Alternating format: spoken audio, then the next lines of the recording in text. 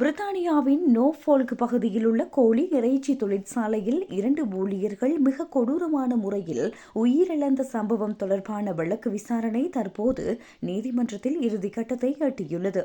7 வருடங்களுக்கு பின் வெளியாகியுள்ள இந்த உண்மைகள் அனைவரையும் அதிர வைத்துள்ளன. கடந்த 2018ஆம் ஆண்டு அக்டோபர் மாதம் 49 வயதான நீல் மூன் மற்றும் 34 வயதான ஜொனத்தன் காலினிஸ் ஆகிய இருவரும் வழமையான பூச்சி ஒழிப்பு பணிக்காக பான்ஹாம் போல்டரி தொழிற்சாலைக்கு சென்றுள்ளனர். வேலைக்கு சென்றவர்கள் இரவு வீடு திரும்பாததால் அவர்களது குடும்பத்தினர் போலீசாருக்கு அறிவித்துள்ளனர். தேடுதல் வேட்டையில் தொழிற்சாலைக்கும் புகையிரத பாதைக்கும் இடைப்பட்ட ஒரு மிக குறுகிய பாதையில் இருவரும் சடலங்களாக கண்டெடுக்கப்பட்டனர்.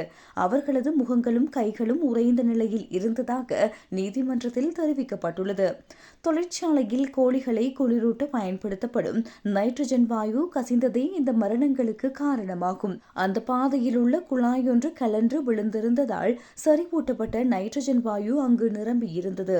நைட்ரஜன் வாயுவிற்கு நிறமோ மனமோ கிடையாது என்பதால் அங்கு சென்ற ஊழியர்களுக்கு தங்களை சுற்றி மரண அபாயம் இருப்பதை உணரவே முடியவில்லை.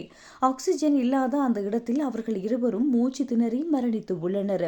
இந்த சம்பவத்தை அலட்சியமான பாதுகாப்பு தவறு என அரசு தரப்பு சட்டத்தரணி வர்ணித்துள்ளார். ஏற்கனவே அந்த பகுதியில் பனிமூட்டம் போல வாயு கசிவது பற்றி முறைப்பாடுகள் தெரிவிக்கப்பட்ட போதும் நிறுவனங்கள் முறையான பாதுகாப்பு நடவடிக்கைகளை எடுக்கவில்லை என தெரிய வந்துள்ளது. எனது அப்பா தனது வேலையை செய்ய சென்ற ஒரு அன்பான மனிதர், ஆனால் அவரது உயிர் பறிக்கப்பட்டுவிட்டது என ஜொனத்தனின் மகள் உருக்கமாக தெரிவித்துள்ளார். இந்த நிறுவனங்கள் தமது தவற்றை ஒப்புக்கொள்ள ஏன் 7 வருடங்கள் எடுத்தன என நீலின் குடும்பத்தினர் கேள்வி எழுப்பியுள்ளனர். இந்த உயிரிழப்புகளுக்கு காரணமான பாதுகாப்பு விதிமீறல்களை பான்ஹாம் போல்ட்ரி மற்றும் ஏர் ப்ராடக்ட்ஸ் ஆகிய 2 நிறுவனங்களும் ஒப்புக்கொண்டுள்ளன. இதற்கான இறுதி தீர்ப்பு இன்னும் சில தினங்களில் வழங்கப்பட உள்ளது.